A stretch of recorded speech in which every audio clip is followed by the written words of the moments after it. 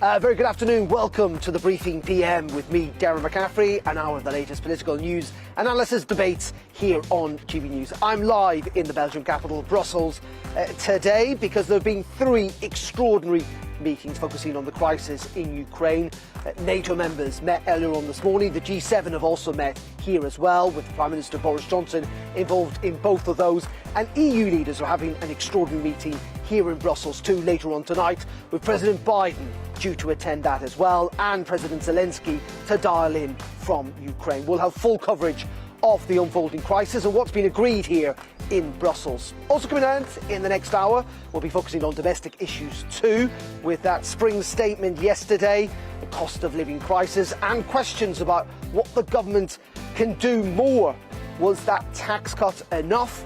Tax is still due to increase, and meanwhile the standard of living for all of us due to hit levels that we've not seen since records began.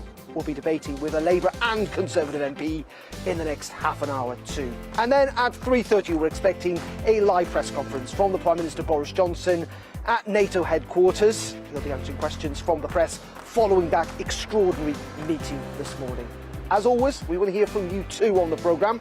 Do get in touch, whether it's on Ukraine, whether it is on that spring statement, whether you are concerned about your finances in what is going to prove to be a difficult year for us all. You can email us at gbnews@gbnews.uk or tweet us at gbnews. Do get in touch and we'll get to some of your views later on in the programme. But first, at the top of the hour, here's the very latest news. It's back to London.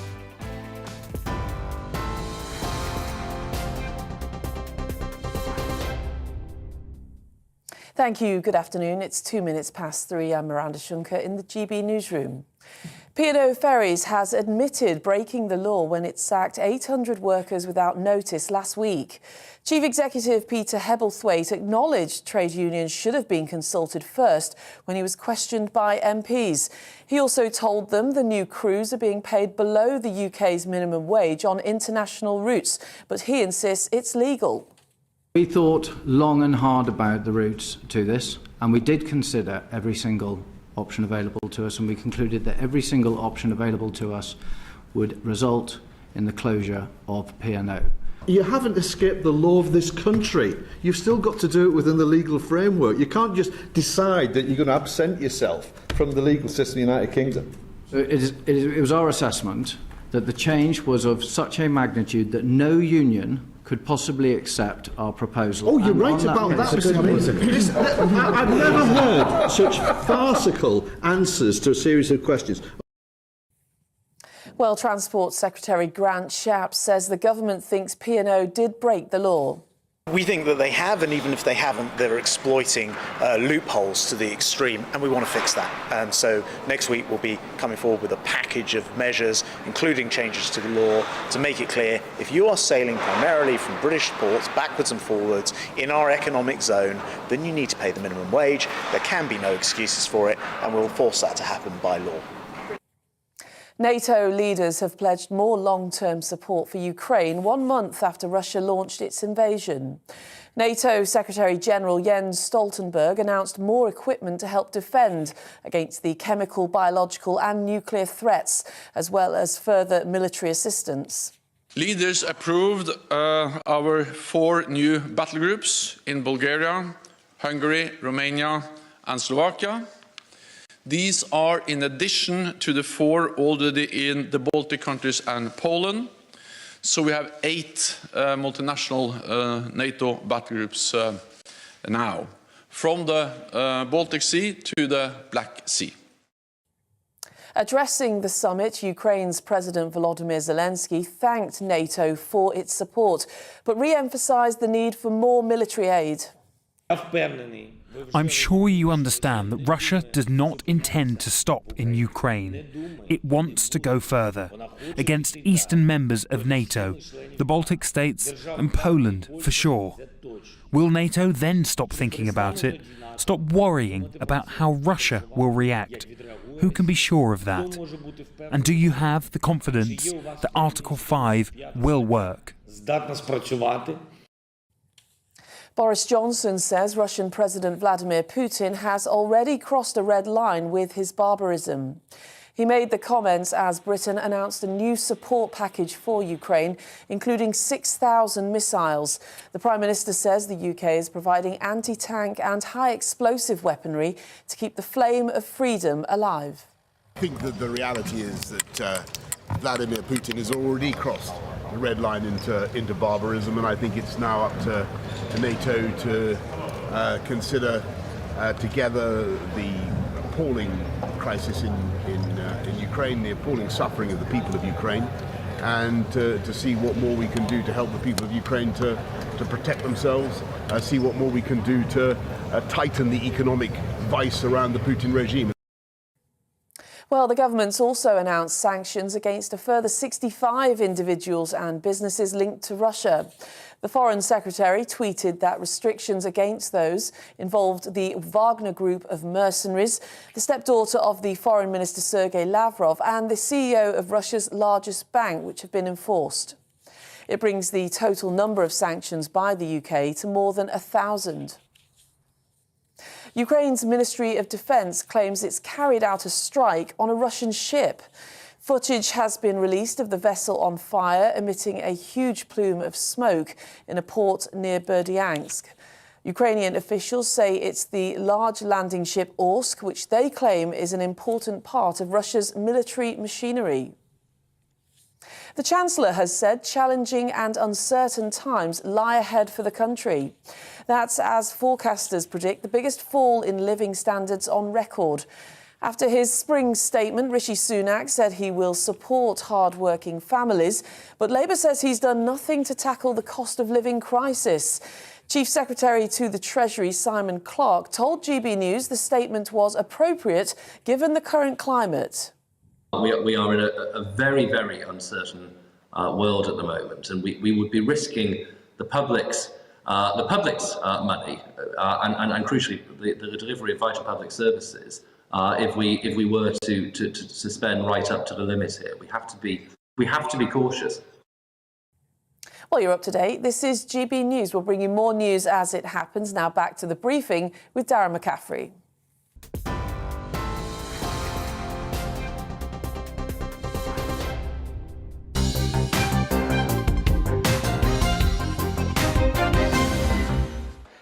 Hello and very welcome back to the Belgian capital, to Brussels on this Thursday afternoon. It is 6 minutes past 3 o'clock in the UK, 8 minutes past 4 o'clock here in Brussels. So you're watching us on TV, online and listening to us on your radio. Thank you very much indeed for your company today. We are in Brussels because we've seen 3 extraordinary meetings today in this city. First of all, NATO leaders met, all 30 of them, earlier on today at NATO headquarters here in Brussels, including our Prime Minister Boris Johnson. Emmanuel Macron, the French President, was there as well, alongside the German Chancellor, but also Joe Biden, the US President, making his first trip to Europe since the war on Ukraine began.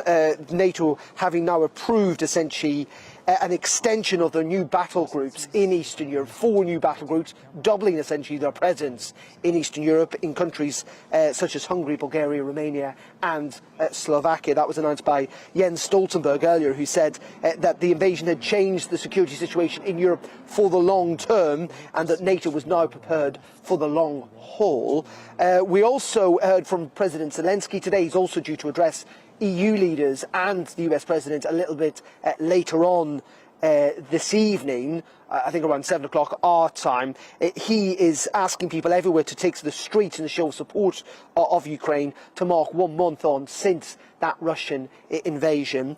Now, in terms of where we're at with sanctions, we are potentially expecting further sanctions open to negotiations from the EU and the US a little later on today. The UK, though, did announce this morning that they are going to put sanctions on the Wagner Group. That is what has often been called Putin's private army, a collection of ex-mercenaries or mercenaries and ex-soldiers who fight on Russia's behalf for money. They are going to be put on the sanction list, along with 65 individuals. We did hear from Boris Johnson, because this was part of a wider package of measures, including extra missiles and money for the Ukrainians. This is what the Prime Minister had to say when he landed here in Brussels this morning. Look, I think everybody wants to see a peaceful negotiated outcome if that were possible, but Vladimir Putin is plainly determined to double down on his path of violence and aggression, absolutely brutal way he's treating the Ukrainian people. We've got to step up. We've got to increase our support, and we've got to tighten the economic vice around Putin, sanctioning more people today as we are, sanctioning the Wagner Group, looking at what we can do to stop Putin using his gold reserves, but also doing more to help the Ukrainians defend themselves. That's what we're doing. We're helping free people to defend themselves. And so the UK, having been in the lead in giving anti-tank weaponry, is now giving 6,000 more missiles in addition to a lot of other support. But there are now dozens of nations that are supporting the Ukrainians, and we're moving really from a program of supporting resistance to supporting Ukrainian defense of their own country. We heard there from the Prime Minister speaking at that plane as he landed here earlier on today. Just a note about some of the other things that are happening in and around here. The Prime Minister touched upon it there, didn't he, about the issue around gold, because the United States is trying to limit the ability of Russia to use gold, something the Prime Minister remarked upon. But there are certain shifts and divisions, it must be said, amongst the Western alliance, particularly on this issue of sanctions. The US seemingly want Europe to go further on this issue of oil and gas, though it must be said at the moment it is looking likely that's not going to go ahead as comprehensively as they would like, because the Germans in particular are very concerned about the impact that would have on Europe's economies, most notably, of course, on their own economy, that industries could close down overnight, that recession essentially would hit many European countries. But those negotiations will be held later on this evening as those EU leaders meet. Also, Jens Stoltenberg, who's been talking about, the Nato Secretary General, you may have seen him a little earlier on today, been agreed by NATO leaders that he will stay in post now for at least another year. He's due to retire in the autumn, but in the end he will stay in post because of the volatility, because of the crisis. They think it's the wrong time to change leaders, so he will remain until at least the autumn of 2024. We are expecting a press conference from the Prime Minister, Boris Johnson. That's in around 20 minutes' time. We'll take that live here on GB News about the military action, about the sanctions, about the supply of weapons. You will not want to miss that. That's at around 3:30 your time. But before we do that, we must focus on the other big issue today, and that is, of course, the continuing cost of living crisis in the wake of the spring statements that we had from the Chancellor yesterday. He addressed MPs in Parliament talking about tax cuts, but in the end, for most people, their taxes are going to continue to rise this year, at a time in which inflation could hit over 8%, at a time in which we're told that living standards could slump to the lowest level, the lowest drop, the biggest drop, I should say, since the 1950s. We're going to be speaking to the Conservative MP Matt Vickers in just a couple of minutes, but first let's bring in the Labour MP Fabian Hamilton, who joins us down the line from London, from our studio in Paddington. Fabian, very good afternoon to you. Just first of all, on this issue of the spring statement yesterday, we're here in Belgium, we're reflecting on international events. There has to be an understanding, doesn't there, from the opposition to a degree, that the Chancellor finds himself in an incredibly difficult position, driven by international events, driven by events that are outside his hands. Yes, of course he is, and that's what all the commentators have said this morning. But there's a very big but at the end of it, and that is that for every £6 in tax that he's increased, he's giving back just £1. The reduction in fuel duty by 5 pence per litre, very welcome, but it takes us back to the prices we were paying just 2 weeks ago. There's a lot more he could have done that he hasn't done, and I think people are really going to suffer as a result. The other thing, of course, that's very worrying is that it is the poorest, the lowest paid, that are actually going to feel the sting a lot more than those who are better off. Everybody's going to be paying a lot more, but it's going to affect those on lower incomes considerably worse than the rest of the population. Yeah, but Fabian, everyone's going to have to pay a lot more, because it's entirely understandable that's the position that we're in, as in we are going to pay an awful lot more servicing our debts this year, a record number, I think, of over £80 billion. Inflation is eating into the public spending increases that were announced last October.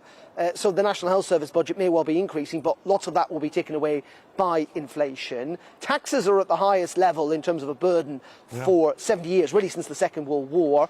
I mean, what more could the Chancellor have done? He spent an awful lot of money servicing debt, and taxes are already pretty high.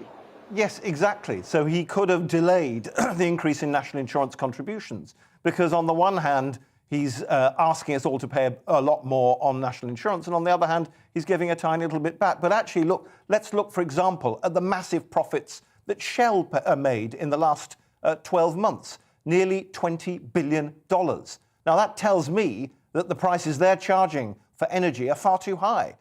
Let's look at the so-called energy market. Now, there's a lot of factors that the government obviously can't control, but prices have gone up considerably more in the UK before the Ukraine war started in terms of gas and energy prices than they have in the rest of Europe, the other European countries. We have to ask ourselves why that is. Why are things so much worse here in the UK than they are in other countries? And of course, the other thing is that we don't have a progressive and fair tax system. The very wealthiest in our society pay considerably less as a proportion of their income than the very lowest paid, and that's wrong. Well, I'm not entirely sure it's fair to say that things are much worse in the UK than they are elsewhere. Most Western European countries are seeing inflation that's pretty high. In fact, it's higher than in the United States, and countries are having to deal with, obviously, public finances following the pandemic. But let's be clear, I mean, the opposition have to set out what they would do. We know about the windfall tax, but that simply wouldn't be enough. So what would Labour cut spending on public services? Would it increase taxes even more? No, we would have a much more progressive tax system.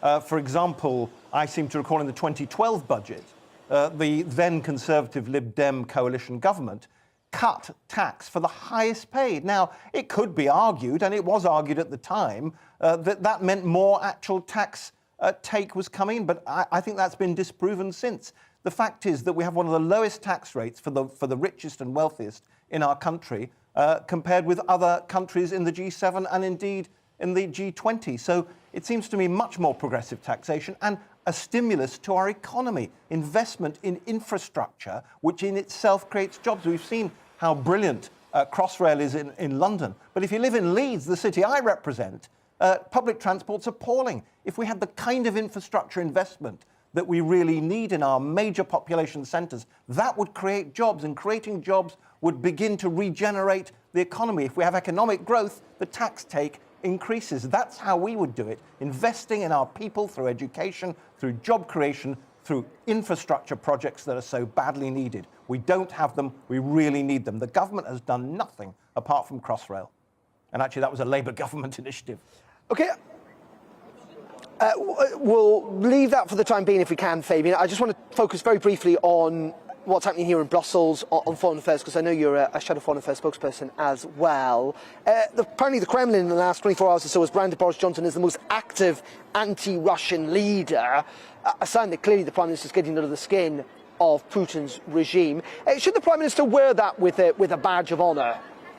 Well, I don't think there's any honour in just simply shouting abuse. We all know the kind of man Putin is. He's shown us through this shocking, appalling, cruel attacks on the population of Ukraine, the children, the innocent civilians being deliberately bombed. We know what he's like. What we need are some solid initiatives, firstly to defend the other countries that Putin might consider attacking, and then, of course, to beef up the defense of Ukraine. And I think most importantly of all, to try and move towards a situation where the Ukrainians can negotiate some kind of settlement and stop the slaughter. Because the most important thing right now is to ensure that no further Ukrainians are killed, and that actually Putin is shown that he's not going to win in Ukraine, he cannot win in Ukraine, and he must withdraw in whichever way he feels is going to save his face. I don't want to save his face.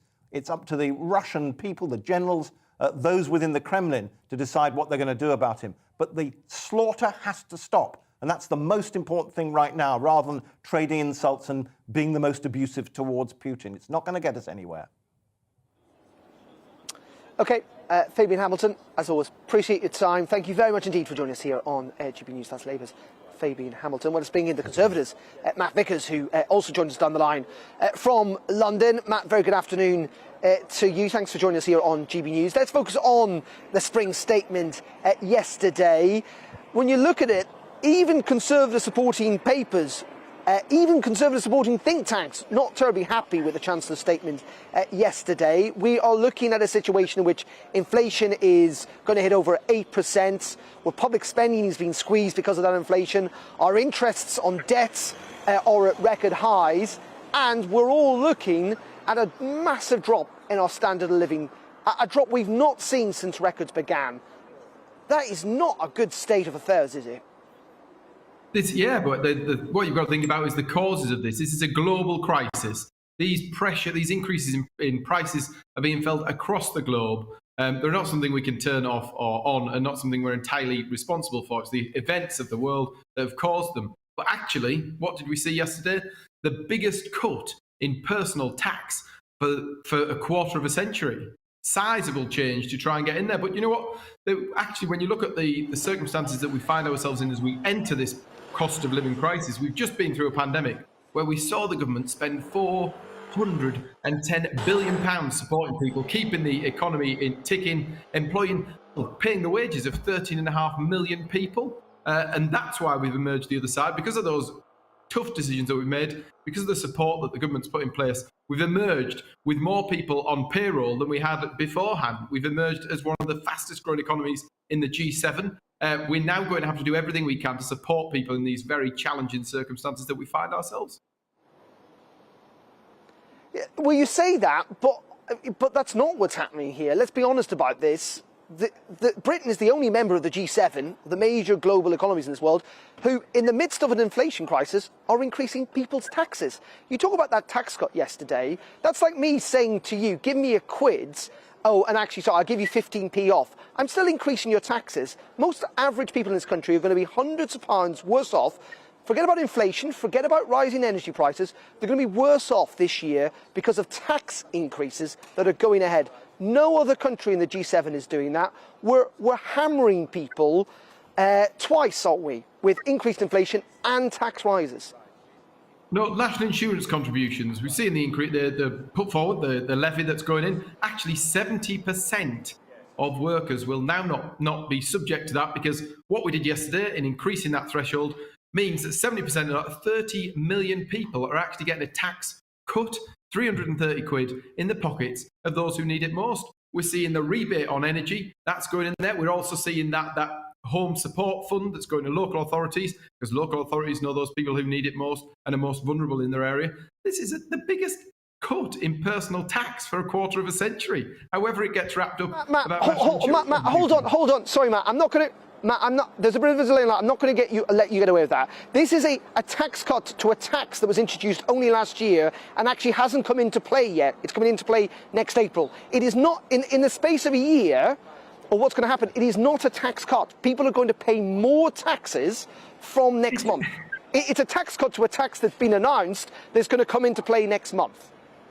So we find ourselves in a situation, we've got to the end of the pandemic, we ended all elected surgery during that time. So we have this massive backlog in our NHS. 6 million people on waiting lists, waiting for an operation. I've been in my local hospital, I've seen the decisions that our doctors are having to make, whether to treat the old lady who needs a new hip replacement, who's been waiting for a very long time, whether to help the youngster who got injured by a car at the weekend. Making those decisions, well, actually, the funding from that national insurance increase is going to pay for just that. And it's also going to pay for that social care issue that's been going on.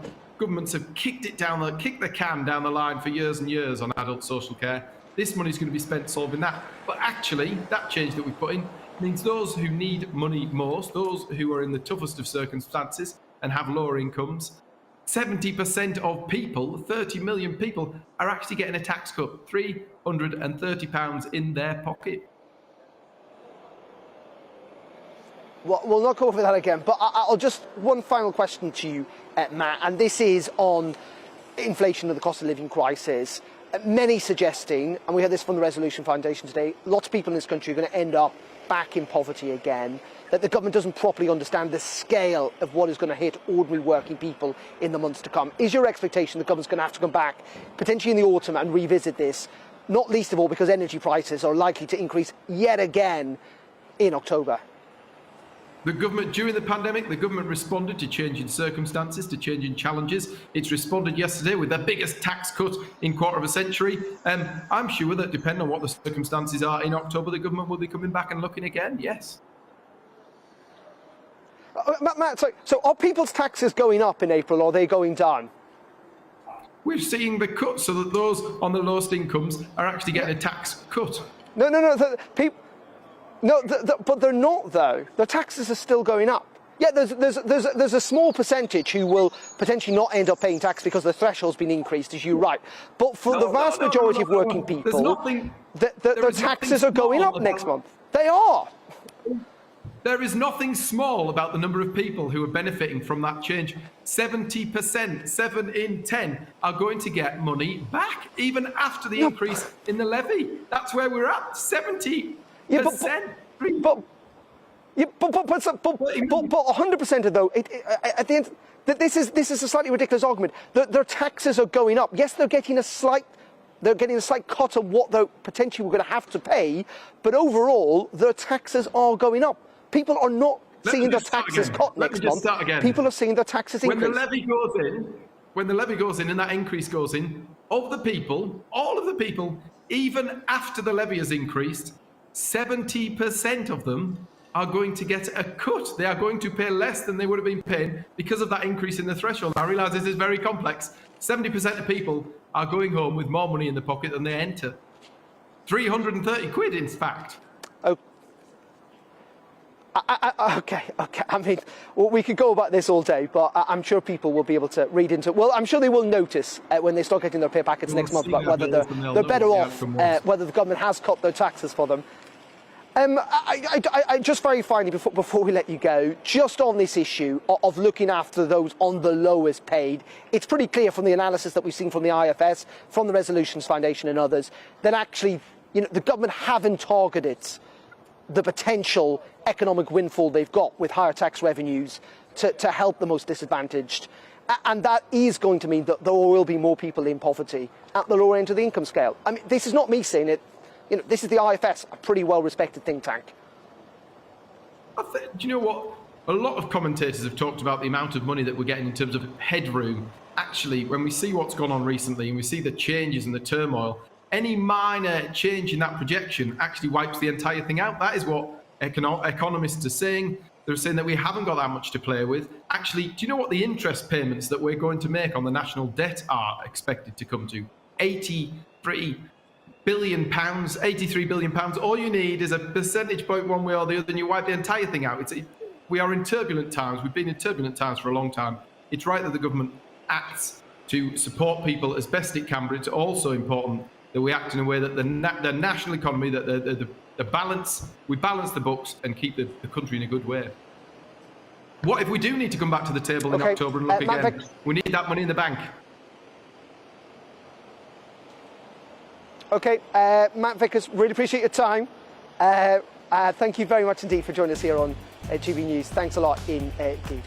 Do get in touch, gbnews@gbnews.uk, or tweet us at GB News. Maybe you feel that you'll be better off next month. I suspect for many of you, you won't. But do get in touch, let us know your views. We're going to take a quick break here, though, on The Briefing, live from Brussels in Belgium. Coming up in just a couple of minutes, we're going to be taking the Prime Minister's live press conference from NATO, talking about sanctions and further military assistance for Ukraine. The cost of living might come up as well. That is coming up here on GB News in just a couple of minutes. Stay tuned.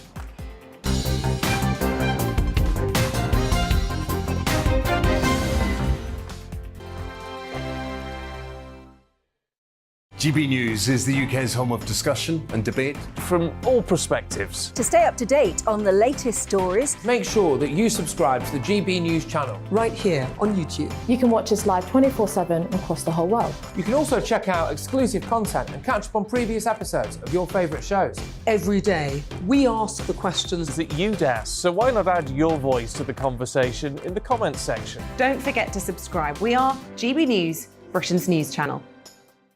Every night at 11 on GB News, we bring you the next day's stories the day before. Basically like time travel. If it's a big story, we'll cover it, guaranteed. But we'll also have some fun along the way. Big opinions, big laughs. Sometimes big hair. This is Headliners, the paper review show that won't send you to sleep like the others will. 11 p.m, 7 nights a week. Join us.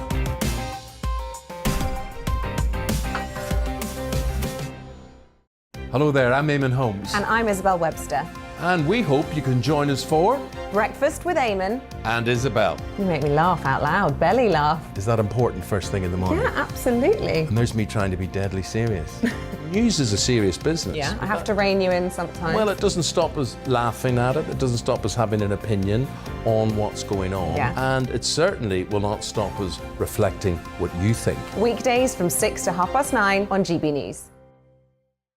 I'm Dan Wootton. Join me Monday to Thursday from 9 to 11 for the feistiest and most fun news debate on TV, where free speech reigns. I'll bring you a sharp take on the day's biggest stories, bombshell newsmaker interviews, and A-list guests. And I guarantee you, no spin, no bias, no censorship, and no reason to go to bed. That's Dan Wootton Tonight, Monday to Thursdays from 9 on GB News. My name's Tom Harwood, and every weekday we bring you The Briefing live from 9:30 a.m. The stories, analysis, and live debate that you need to hear. Quite right, Tom, of course. Was this something that had been considered at all? Difficult to answer. Gas-guzzling helicopters circling. Noise is being made here. Joe Biden walking out. Thank you very much for joining us. Don't miss it. The Briefing with me, Tom Harwood, Monday to Friday, 9:30 a.m. on GB News. Join me, Gloria De Piero, Monday to Thursday at noon for The Briefing. We go to the parts of Parliament that you won't see elsewhere. Plus, there's exclusive interviews with MPs from all parties. But quite often, they paper over the real truth. Why does a working class lad like you join the Tories? That's a good question. Don't miss it, Monday to Thursdays at noon on GB News.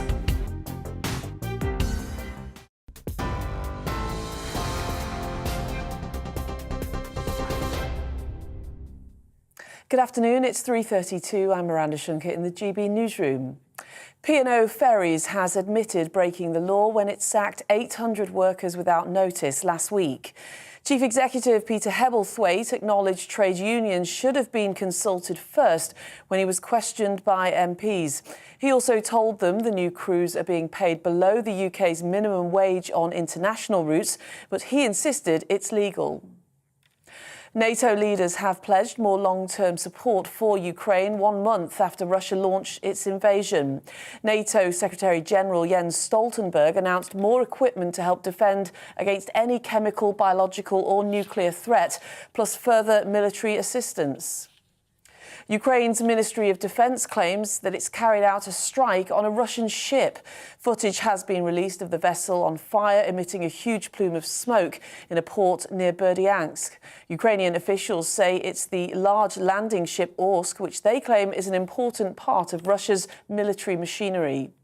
Here, the government's announced sanctions against a further 65 individuals and businesses linked to Russia. The Foreign Secretary tweeted that restrictions against those involved with the Wagner group of mercenaries, the stepdaughter of the Foreign Minister Sergei Lavrov, and the CEO of Russia's largest bank are in place. It brings the total number of sanctions by the UK to more than 1,000. Well, on TV, online and DAB Plus radio, this is GB News. Now it's back to The Briefing with Darren McCaffrey in Brussels.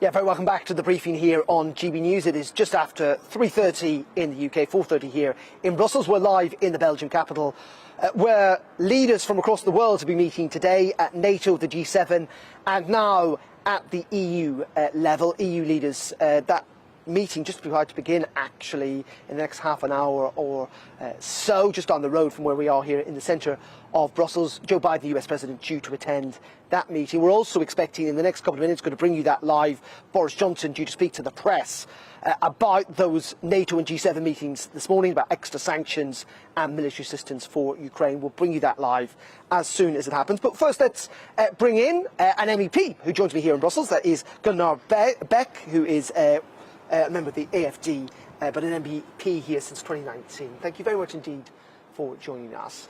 Just in the last couple of minutes, I see that the Financial Times is reporting that the US is going to provide extra gas, essentially, to Europe to try and wean itself off Russian gas. This is a big issue in Germany, given its reliance on Russian gas. Is this something that you welcome?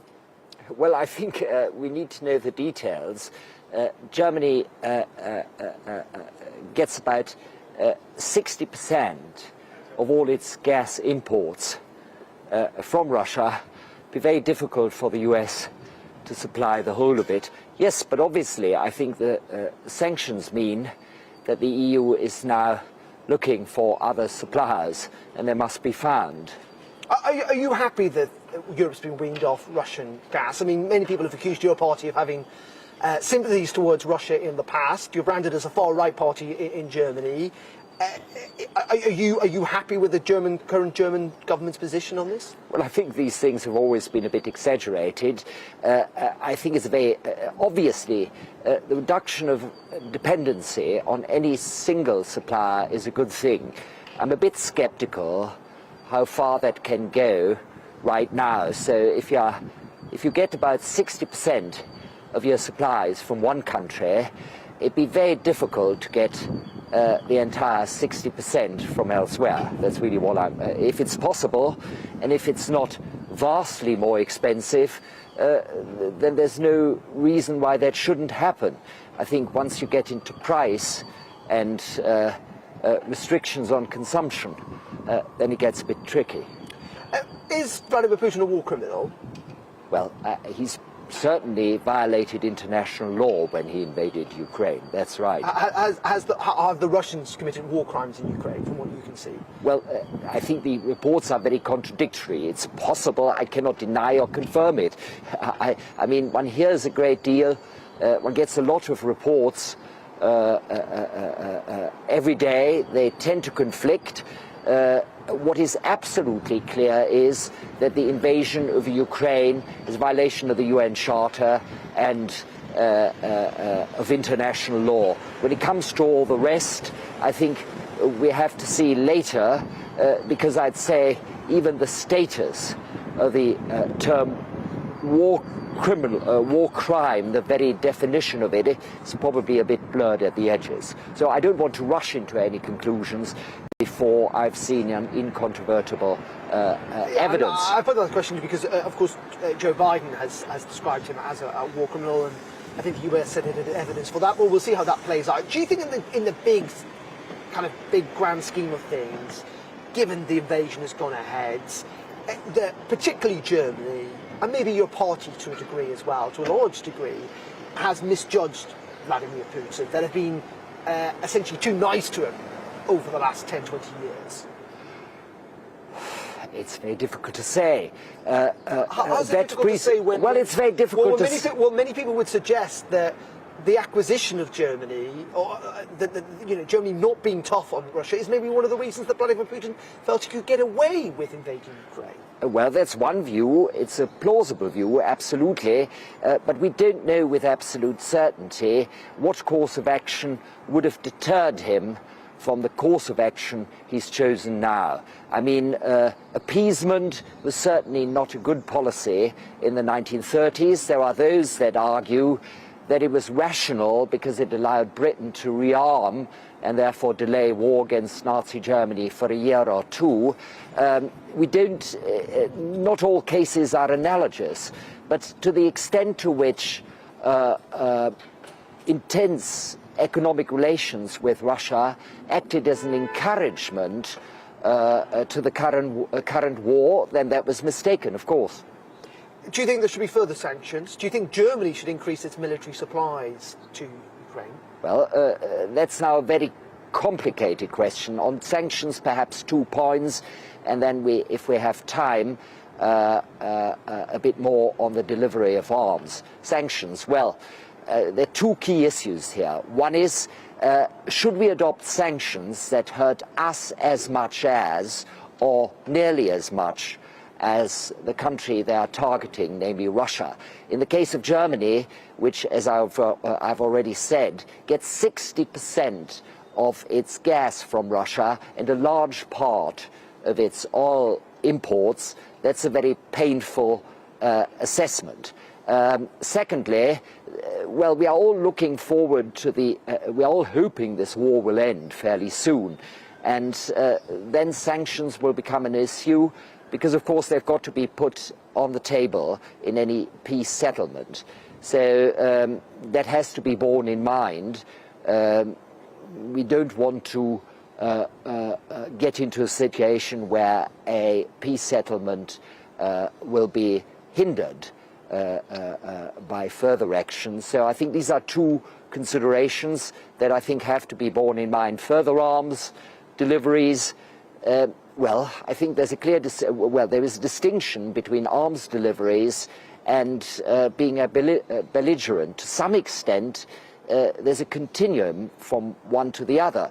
So the more arms you deliver, the more you could get into a situation where a conflagration occurs. But at the same time, and this is something the British Prime Minister has said, that Vladimir Putin needs to fail in Ukraine. I assume that is something, a thought that you share, and an ideal that you share. And in those regards, why not help the Ukraine? I mean, they seem to be doing quite well. They might even militarily, at the very least, bog down the Russians or force them into retreat. Well, I've already warned against the loose use of language over war crimes, and I think the same applies to the term fail here.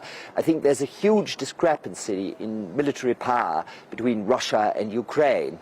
So if by fail you mean that he actually has to be beaten militarily, then that's very difficult to envisage without active Western involvement. And as far as I see, there's very little support for that. So if by fail you mean Russia has to be defeated in Ukraine, that's a very, very tall order. Okay, Gunnar Beck, thank you very much indeed for joining us.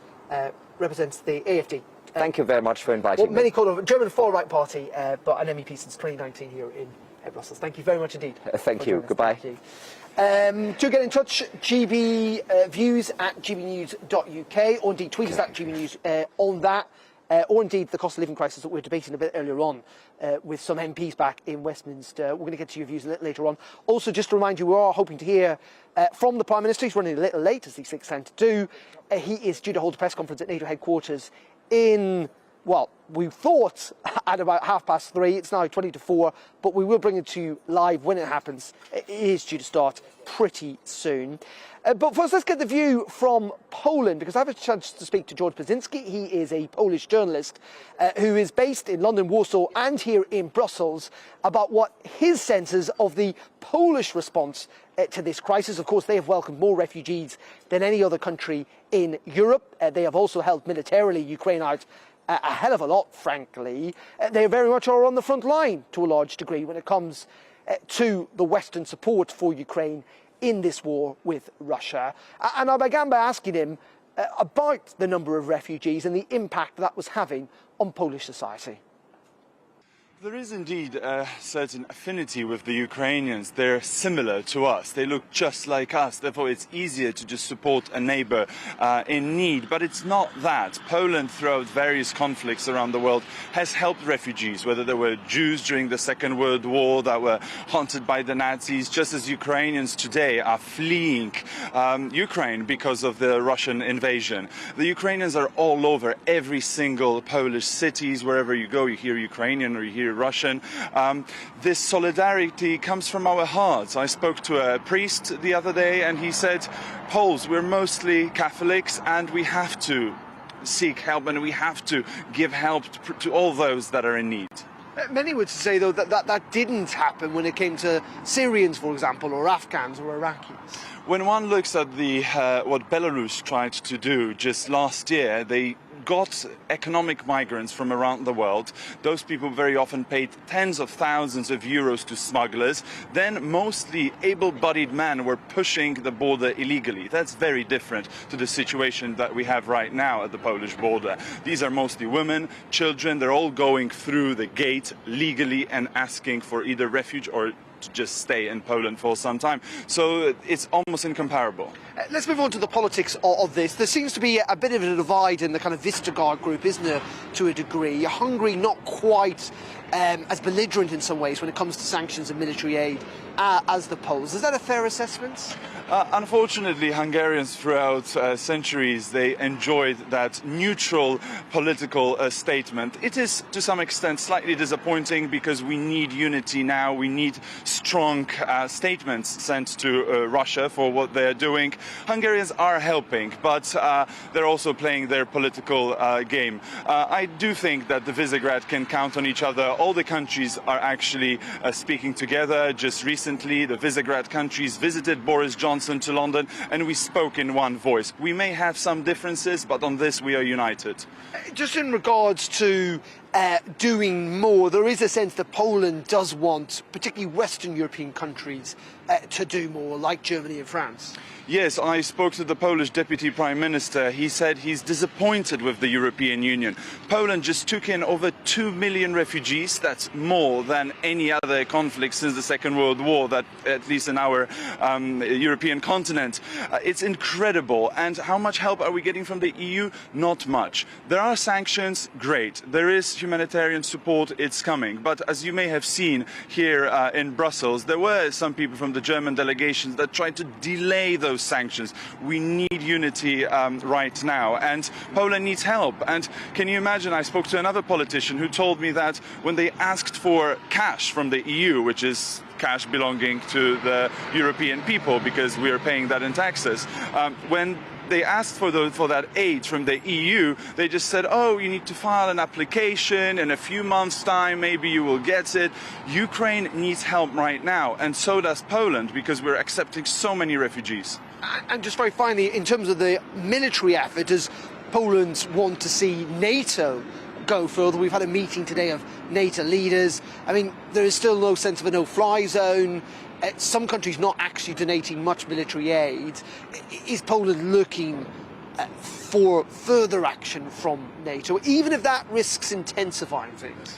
Look, we need to do everything possible not to intensify things and not to cause the Third World War. That's very important. But we need to also understand what Putin's language is. He only understands strength. If we will be weak, if we will keep on talking about the threats from Russia and the threat of a war, he will see this as a weakness, use it against us. He will push, take over not just half of Ukraine, maybe the whole country. There are also other countries like Moldova that are threatened by Putin at the moment. We need to show that forward present.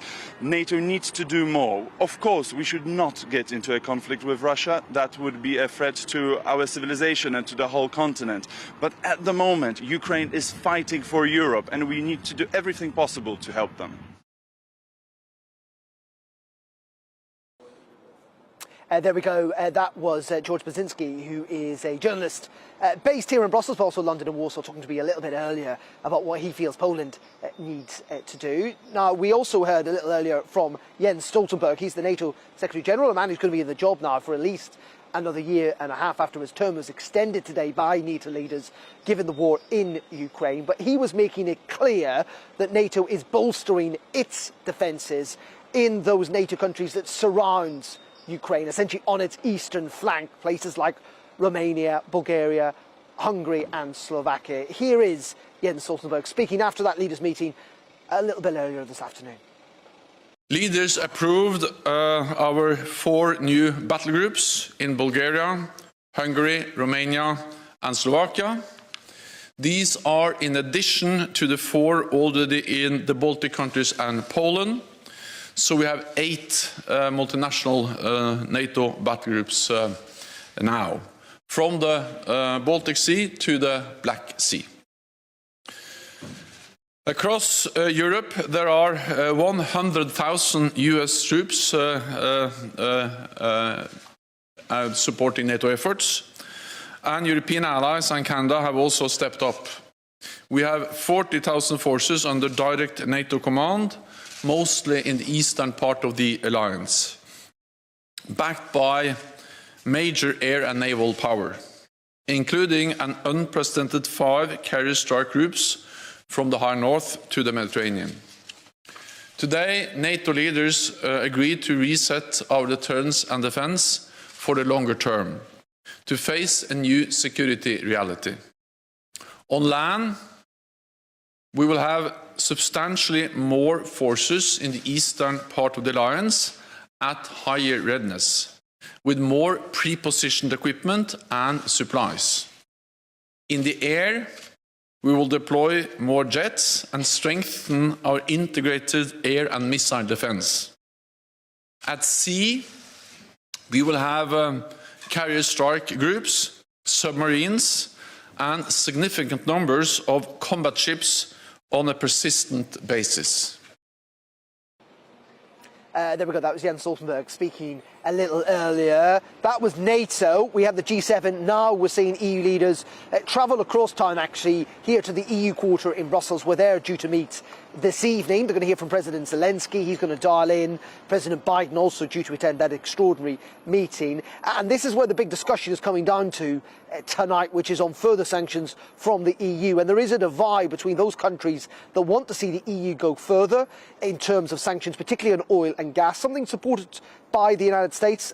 As you may have heard a little earlier, I put it to a German MEP that we had on, that President Biden is suggesting that the US is willing to pick up some of the slack and provide extra gas to the EU instead of what's coming from Russia. And we just heard from the Latvian Prime Minister, who is attending the summits this afternoon, saying that he wants EU leaders to impose energy sanctions, as he put it, as a way to stop money flowing into Putin's coffers. He says the most logical place to move forward is in oil and coal. We have to stop Putin, because if we don't stop Putin, Putin will not stop. And that's an interesting dynamic, isn't it, to all of this. Germany, I know this, it must be said, Italy, a little bit more concerned about that because of their reliance on particularly Russian gas. There's upwards of 60% in certain circumstances. They fear if the taps were turned off immediately, that means that their economies could plunge into recessions. Industries essentially could close down overnight. But in the end, these things will be trashed out, I think, in the hours to come. We'll have to wait and see, though, whether there are any concrete conclusions. We'll keep across that and bring you coverage throughout the afternoon here on GB News. But let's focus on the issue of refugees, because we've seen many of them, of course, flooding across the border from Ukraine into neighbouring countries, most notably Hungary in recent days as well. And our correspondent, Rosie Wright, has been on that border, meeting many of those refugees, hearing their stories. And this is her dispatch from one of my friends, he just sent me the video last Sunday, what is going on and happened in Kyiv.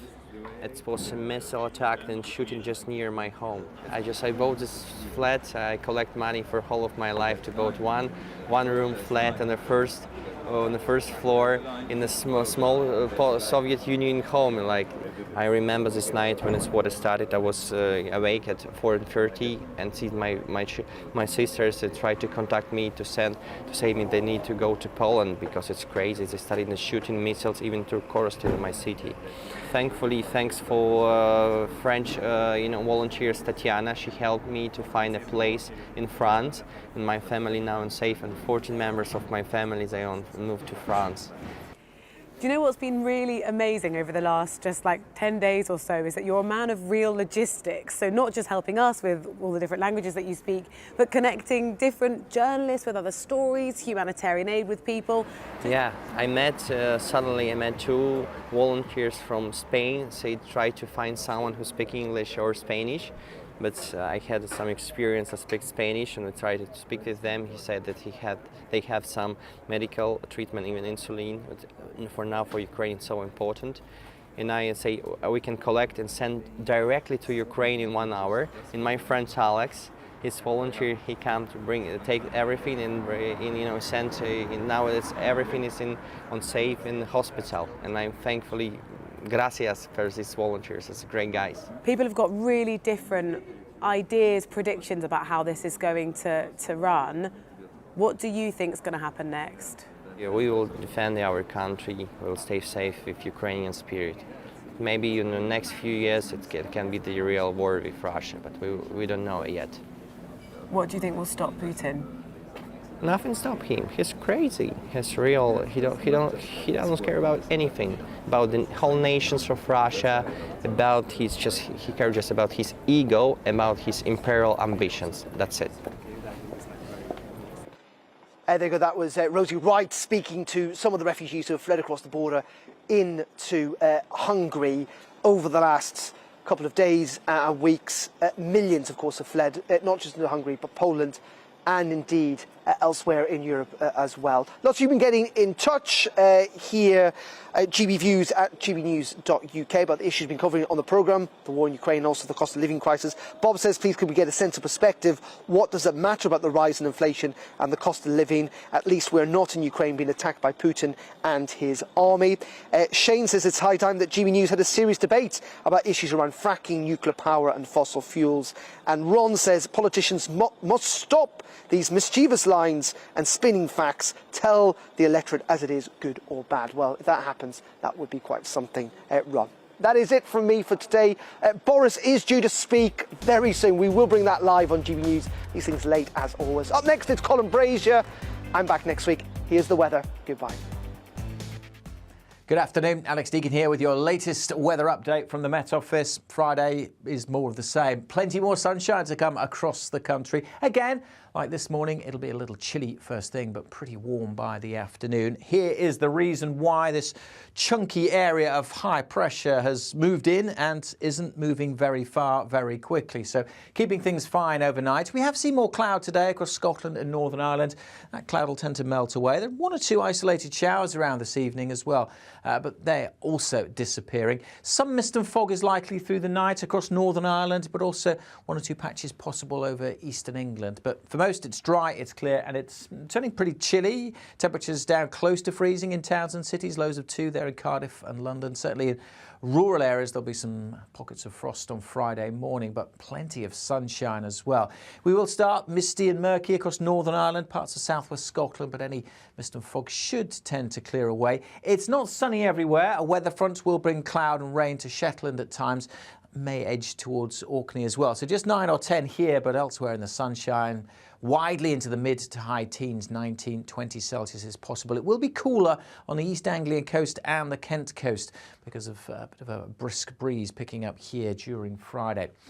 That weather front will continue to bring some patchy rain over the Northern Isles through Friday night and into the weekend, but otherwise, apart from a bit of mist around some coasts, it's looking fine into Saturday. Again, a chilly start, but again, almost wall-to-wall sunshine. A bit of a breeze on the south coast on Saturday, but not as strong as it was last weekend, and temperatures responding to the sunshine. So ticking up steadily through the day, eventually getting up yet again, well above average for the time of year into the